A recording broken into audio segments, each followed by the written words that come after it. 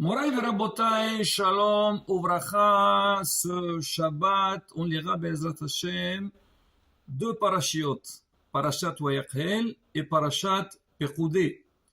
Et le Shabbat lui-même, il s'appelle Shabbat HaChodesh. C'est le Shabbat qui précède Rosh Chodesh Nissan. Et on sortira un deuxième Sefer Torah dans lequel on lira le passage de HaChodesh que Akadosh Baruch Hu, il dit au peuple d'Israël que le mois de Nissan sera le premier mois. On va essayer, Bezat Hashem, de faire un petit lien entre les deux événements, les parashiot, Parashat Vayakhel, et aussi Parashat HaChodesh, une préparation à la fête de Pesach. Parashat Vayakhel commence Vayakhel Moshe et Kol Adad Ben Israël, Moshe Rabbeinu. Il est monté au ciel pour chercher les tables de la loi après que le peuple d'Israël il a fauté, il a fait le veau d'or. Il est revenu le lendemain de Kippour et il a regroupé tout le clan d'Israël. La première chose que Moshe Rabbeinu transmet au peuple d'Israël, c'est la mitzvah de Shabbat. Hachamim explique, ils disent en fait, pourquoi ils parlent de Shabbat? On dit parce que c'est à travers le Shabbat qu'on peut transmettre à la communauté. On peut transmettre au clan d'Israël. La semaine, les gens y travaillent. C'est vrai, la semaine aussi, il faut essayer, si on peut étudier. Mais on va dire, le Shabbat, on est plus disponible et c'est un moment important que le rav de la communauté, il regroupe les fidèles de la communauté pour leur transmettre les enseignements de la Torah, l'histoire du Ham Israël. Donc Moshe Rabbeinu, la première mitzvah qui parle avec le peuple d'Israël, une fois descendu du ciel, c'est la mitzvah de Shabbat. On va essayer de voir comment il s'est adressé à eux. Il leur dit qu'Akadosh Baruch Hu dit Sheshet yamim te'aseh melacha, pendant 6 jours le travail il sera fait. Uvayom hashvi'i yehi lachem kodesh Shabbat Shabbaton l'Hashem. Et le 7e jour, qui est le Shabbat, il sera un jour saint pour Akadosh Baruch Hu. Là, j'ai traduit donc les termes qu'il a utilisés Moshe Rabbeinu. Maintenant, Rabotai, déjà quand on parle de la Torah, de Shabbat, celui qui ne connaît pas la valeur de Shabbat, il n'arrive pas à comprendre comment on peut demander une telle chose. Dire à la personne, tu sais, tu as un jour de la semaine que tu dois rien faire. Dire que c'est un jour de repos, ça peut se comprendre. On travaille toute la semaine, on a besoin de nous reposer le samedi. Mais dire que le Shabbat, on n'a pas le droit de travailler, là c'est quelque chose qui passe pas du tout dans la tête de beaucoup de gens. Et malheureusement, on voit que beaucoup de gens ne respectent pas le Shabbat. Pourquoi ils te disent c'est pas possible? Moi j'ai besoin de travailler, j'ai ma parnassa, j'ai ma famille. Donc déjà, le Shabbat en lui-même, il faut vraiment bien le comprendre pour pouvoir le faire. Et deuxième chose, si on regarde un petit peu les mots de la Torah, c'est marqué Sheshet yamim te'aseh melacha. Pendant 6 jours, le travail il sera fait. Et le Shabbat, vous allez vous reposer. Ça veut dire quoi le travail il sera fait en 6 jours? On ne sait jamais, on finira. Toujours on dit que s'il n'y a pas l'entrée de Shabbat, jamais on arrête de travailler. Heureusement qu'il y a un horaire qui va nous dire arrêtez, maintenant ça y est, c'est Shabbat.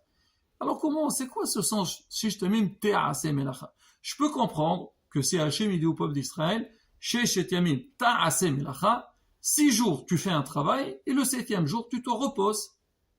Mais dire que les 6 jours le travail sera fait, déjà tu me dis ne pas travailler Shabbat et tu veux encore que le travail sera fait en 6 jours. C'est quoi le sens de cette demande? Alors, beaucoup ils ont expliqué, ils ont dit c'est de quoi il faut se mettre dans la tête comme si ton travail était déjà fait. Mais si tu n'as pas fini, tu n'as pas fait tout ce qu'il faut, alors il faut se mettre dans la tête que tout a été fait et le samedi tu te reposes. Pas de souci, on ne pense pas à notre travail. C'est vrai, c'est comme ça qu'il faut se conduire, mais c'est pas évident non plus. Déjà, tu m'interdis de travailler et tu me dis fais en sorte, pense comme si ça a été déjà fait. C'est pas évident la beauté. Ah ben il faut comprendre c'est quoi alors le vrai sens Sheshet yamim te'aseh melacha. Ces jours, le travail il sera fait. Alors, regardez ce qu'ils disent, nos sages. Nos sages, ils disent, si tu te mets dans ta tête que la bracha, c'est Akadosh Baruch Hu qui la donne, la parnassa, c'est Hachem qui la donne, et toi, quand Shabbat il arrive, tu es convaincu que tu n'as le droit de rien faire.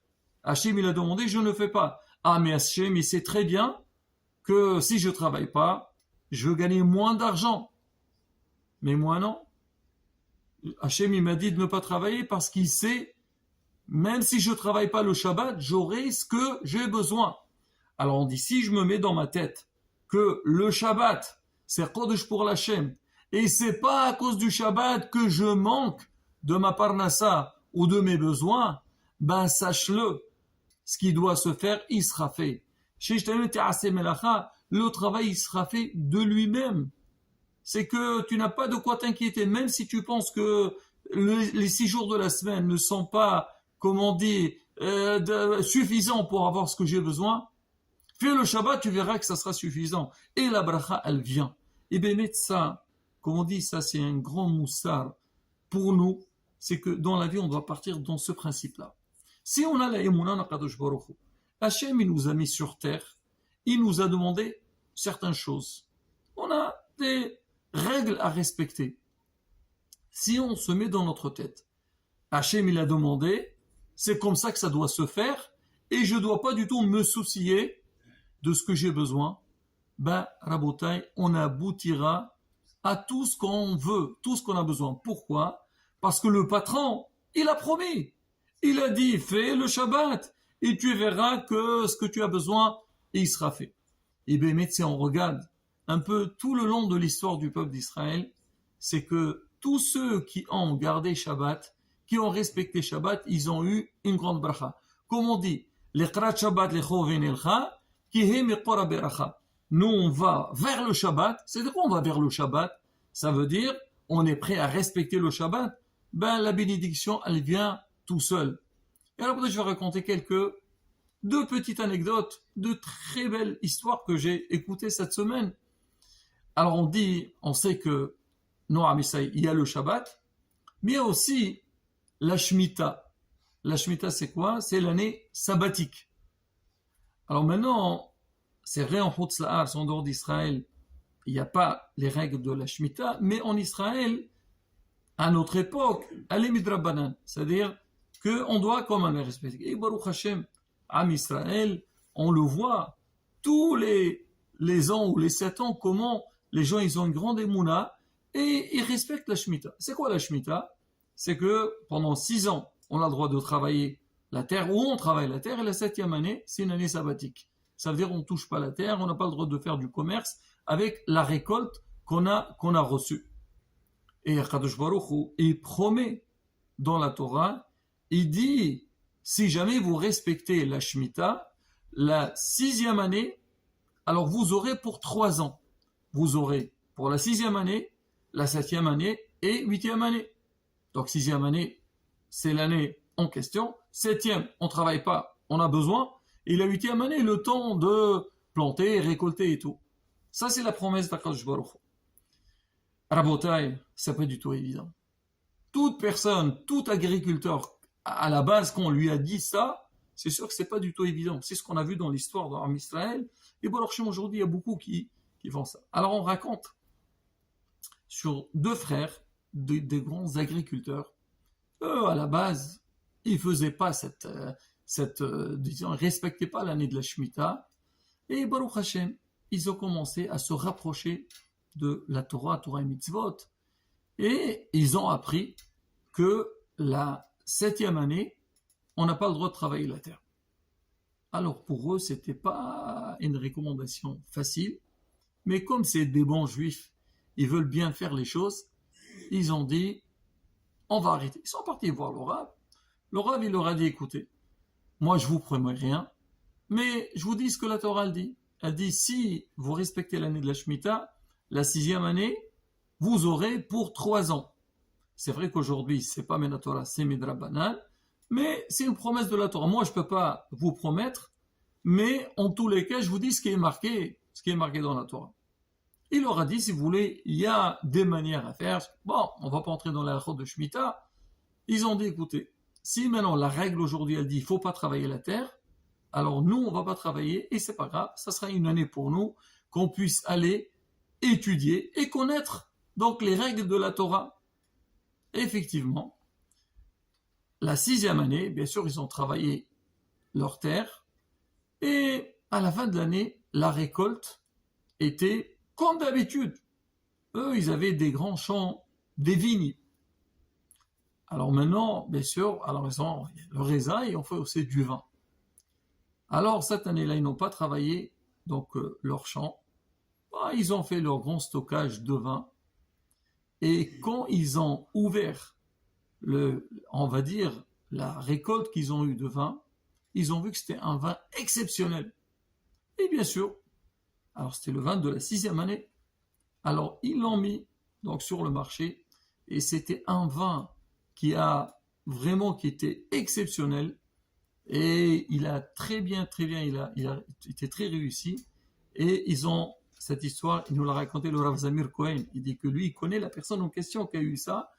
Il dit que quand ils ont vendu, ils ont même reçu une médaille donc par rapport à la production qu'ils ont fait. Et quand ils ont vu la recette, ils ont vu que la recette, c'était une recette pour 3 ans de travail. Alors peut-être regarder comment quelqu'un qui va avec la Emouna Shlema, comment Kadosh Baruch il lui donne. Et ça, la bataille, c'est une des petites histoires qu'on a. C'est exactement la même chose pour le Shabbat. Alors maintenant, par rapport à Shabbat, on ne va pas raconter la deuxième. Alors, il y a plein. Alors, par rapport à Shabbat HaChodesh, Shabbat HaChodesh, c'est le premier mois de l'année par rapport à la Torah. On va vers la fête de Pessah. C'est quoi Pessah? On appelle la fête de Pessah, c'est la fête de la Emouna. C'est ce qu'on dit à Pessah. Oui, Gata Levincha, il faut raconter à ton fils l'histoire du peuple d'Israël, les miracles, tout ce qu'ils ont eu le peuple d'Israël en Égypte, comment Hachem il les a sortis avec des miracles. Ça, il faut renforcer les Emouna. Alors on dit exactement la même chose. Nous, à travers donc ce lien de Shabbat, c'est que l'homme, c'est quoi? C'est une question de émouna, de croyance en la Kadosh Baruch Hu. Moi, normalement, je dois travailler, j'ai besoin, et quand même, je me croise les bras. Pourquoi? Parce que je sais que mon travail va être fait tout seul. Hachem va donner l'ordre et la bracha viendra. Et bien, Hachem compare avec ce principe que dans tout dans la vie, n'importe quel domaine et n'importe quel problème, Hazvi Shalom, quand l'homme y met Akadosh Baruch Hu face à ses yeux, il dit c'est Hachem qui manipule le monde, c'est lui qui donne toutes les solutions. On n'a pas de quoi nous angoisser ni stresser et se dire Bezrat Hachem, ce qu'on a besoin, Hachem il nous le donnera. Il ratzon que Bezrat Hachem, Shenizke, les Chodesh Tov Umvorach, et Akadosh Baruch Hu nous donnera tout ce qu'on a besoin dans la Simcha. Amen. Ken Yerason Shabbat Shalom Umvorach.